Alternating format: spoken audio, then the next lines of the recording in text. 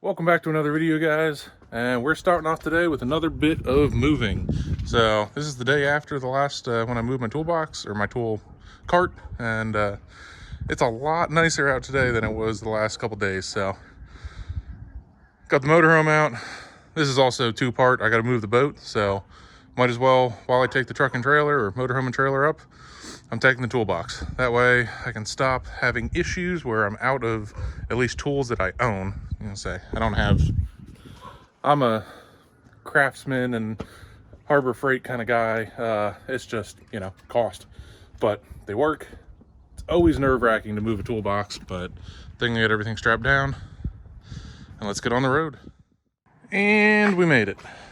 Toolbox is here. I don't think I'm going to put it in yet. So that was the first hurdle. That was just kind of getting it here. At least I didn't lose it on the way here, so that's always a stressful thing about moving toolboxes. Next, the boat needs to come out. So it needs to come out and it needs to spin 180 degrees because it only fits on the trailer forward as far as I know. So this is going to be fun.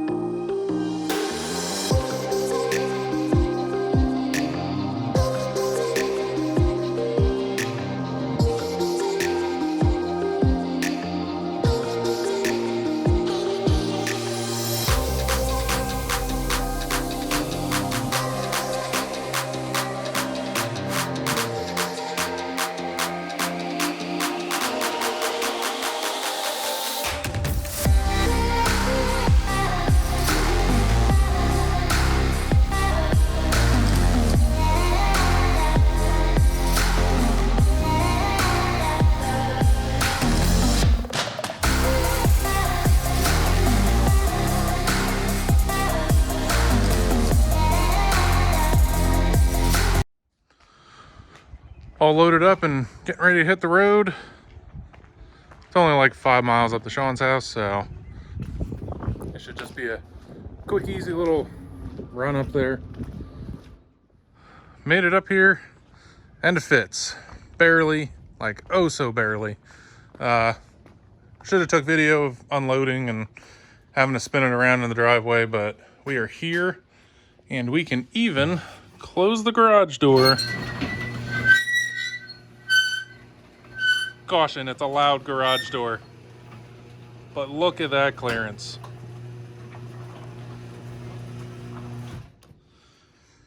It fits. It's in its new home for the next, I don't even know, hopefully 2 weeks, maybe 3 at most. I really can't afford it to be more than 2 weeks, but it's up here. next step, I'm gonna start making base plates and everything, and get this cage underway. Let's say again for rear clearance, and then clearance to the front, we're touching the pole. So this thing's like 19 feet, like 5 inches or something like that. So she's big. She takes up a lot of room in garages, and it's just, it really makes the boat seem so much bigger when you actually put it in a garage or on a trailer. You know, out on its own, it looks all right, and then, you know, you actually put it somewhere and it is tight. So first things first, started working on base plates, and I got the rear two done. I've been in contact with some people trying to make sure I get this rear hoop and everything where it needs to be. So I'm just using construction paper from Dollar Store.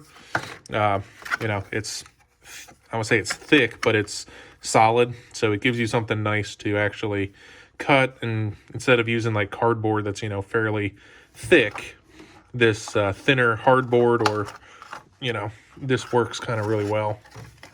So all I did was kind of start with a rectangle and started cutting and trimming until I got it to fit. There was nothing special about it. It was kind of an odd shape, so there was really good no good way to template it. So now that I have both the rears in here,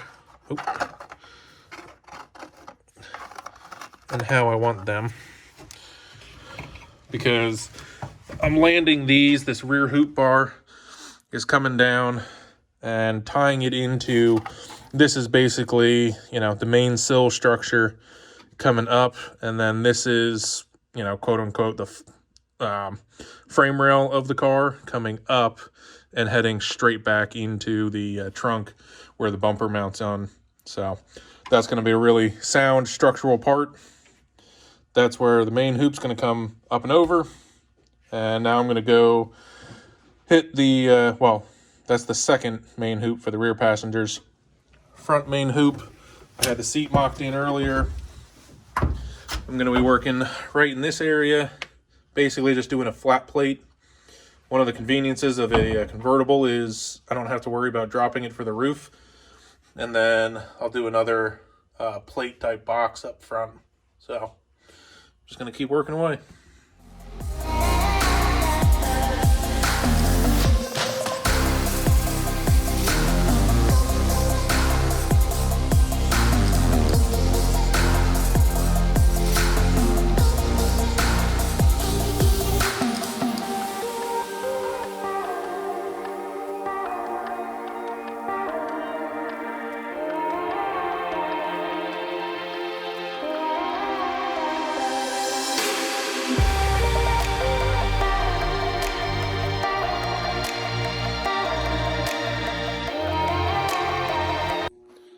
Got all my base plate templates made out of cardboard. These here in the middle are, I've always done them this way, you know, or similar. On the convertibles, I basically just did a sheet, you know, here, basically going between this strong structure here and the sill over here. But on this one I want to clean up. That's a drain hole. It's got a little bit of rust around it. So that needs a little bit of work, but this is going to sit right in here. That way I can tie into like your seat bracket that runs across the sill, and then the structure back where the back seat pops up. So you've got 3 good points in here. And then I got cardboard for the front box. This will have, this tube is going to come down right about here, land right in the middle. That'll give me plenty of room. I've got that, you know, set up here for, probably could just plate to the floor, but I just wanted a little bit of height on here in the front. Kind of makes it a little easier, you know, to get it here and be able to weld around it on the, say, left side of this. If I was down on the floor, it would sit really tight against the sill, which would then be impossible to weld, and then you'd have to kick it over here pretty far, look funny, get in the way. So made the box up top, centered it, so good to go there. Now, I said these are just made out of not construction paper, poster board, and I just bent them, but then edges got a little, frail. Tape them up, use this as a template. Now I'll end up cutting this back apart, laying it flat on steel, and then we're actually, cut them out, and then probably score and put them in the vise to be able to get them bent and, hammered into shape. So here's the transferring all the cardboard templates over to metal. It's the next day for me. Kind of hit a roadblock last night. I got all of my templates drawn out on the piece of steel that I'm going to use for the base plate. However, I didn't have cutting wheels and whatnot, so kind of had to regroup, stop for the night. But also, I kind of got ahead of myself in terms of prepping, the areas that the base plates are going to go in. So, just like, all cars, they all have this sound deadening material on the floors. And I've taken it out once or twice before, either just scraping it. However, I've seen the dry ice technique quite a few times online, so ran out today, grabbed 25 pounds of dry ice. I'm going to try the, pile it on, let it harden, hit it with a hammer so it cracks. And then one of the, benefits of dry ice was where I got it from is basically a bottling company for, like craft sodas. So got myself an assortment of, root beers, cream sodas, vanilla cream sodas, that kind of thing to, get to enjoy those, this week while I'm working away. So I'm going to get the dry ice kind of spread out into place and just work section at a time. I'm probably going to start with the rear seat just because it's going to be the easiest to work on.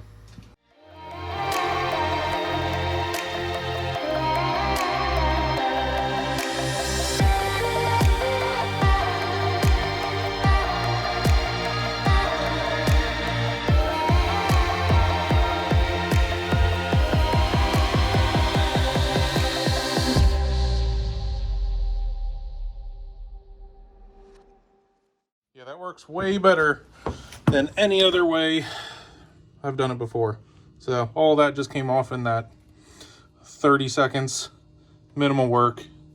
Comes off in decent sized chunks. I think I let this sit for about 15 minutes. So I'm just gonna keep working my way around.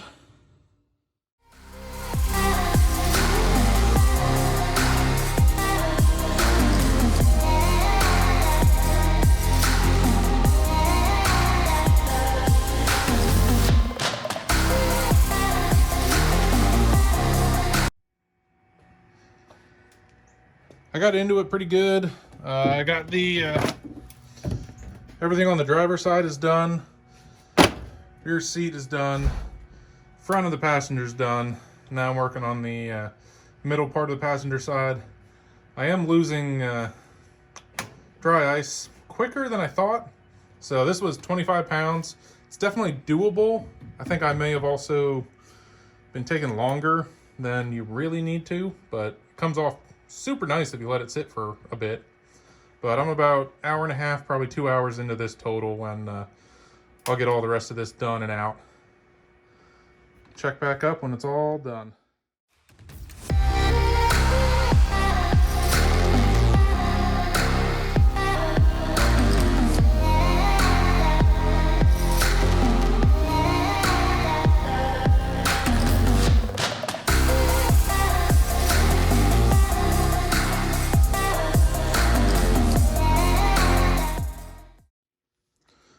Got all the plates cut out. They're in the right shape now. However, this is one of those situations where, I wish I had tools that I don't, but you work with what you got. So I wish I had a, you know, like a CNC table or something, or a water jet could have cut these out much quicker. But, you know, cutoff wheel, as long as you're careful, you can do it, no problem. Next thing though is, like, I don't have a press brake, so, or, you know, anything to actually bend into these. So, I just take a, you know, take the cutoff wheel and basically you just score. So, set my line, score your line, not all, you know, score, so cut it, just not all the way through, and then bend it to where you want it to be. Now, you can't leave, you have to run a bead of weld there, so it doesn't 100%, you know, defeat the purpose of trying to do it all in one piece. Like, you could just take, you know, like this box. This box needs 3 bends so that that comes down, this comes down, and this comes down. You could really do it in 4 separate pieces and weld it together. I like to do it this way, bend it, and then run a bead of weld, you know, here, once it's in its correct bend and location. Again, not ideal, but it works. So I got all my base plates in, and I've got the areas around them prepped. I have not tack welded them in yet. I even got, I forgot to show these before, so base plates for the down bars in the trunk. Usually on a 2-seater, those will go to your strut tower, you know, as close to that strut or shock tower as you can. For this, it's gonna land far back because we're gonna have a hoop here. You have to keep a certain angle coming down. But next thing on the list is I got to clean the pipe. It's been sitting outside for a little while. Got some surface rust on it. And the last time I did this, I had help. This time, I'm going on my own. So, drill luckily has a lock. It is ratchet strapped so that it doesn't move in or out, and so that it doesn't spin once I put load on the actual pipe. And then this is basically just a coupler, you know, for like a plumbing coupler. And I'm just gonna, walk down it with sandpaper and clean up all that rust and get it ready to start bending and working with.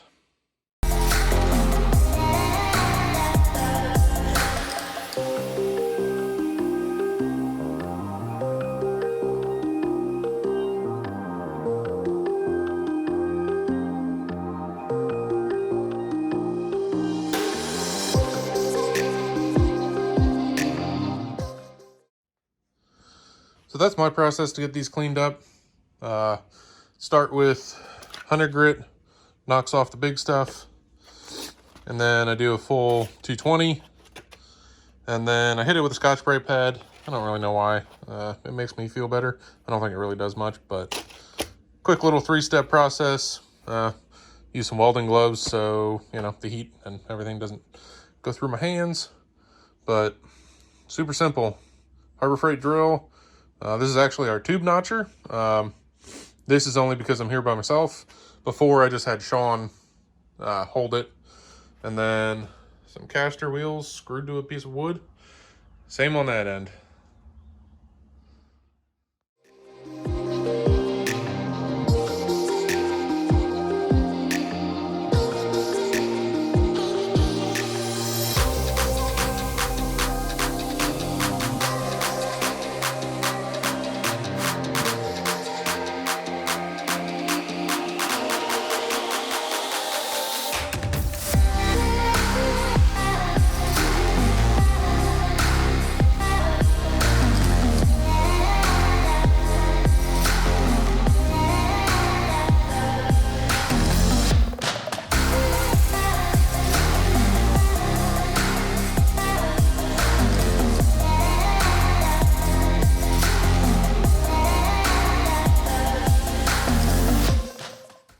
So that's going to be it for the first part of building the cage, or first step of building the boat cage. Got the plates all cut, tacked in, like bent up. I'm going to say, since full cage, we got 8 of them in here. So you saw me earlier working on cleaning up all the pipe. So all the tubing tubing is all prepped and ready. Next episode or next video, whatever it is going to be actually starting to bend the main hoops and starting to actually have the cage take shape. So stick around for that one next week. For this one though, this is your captain out.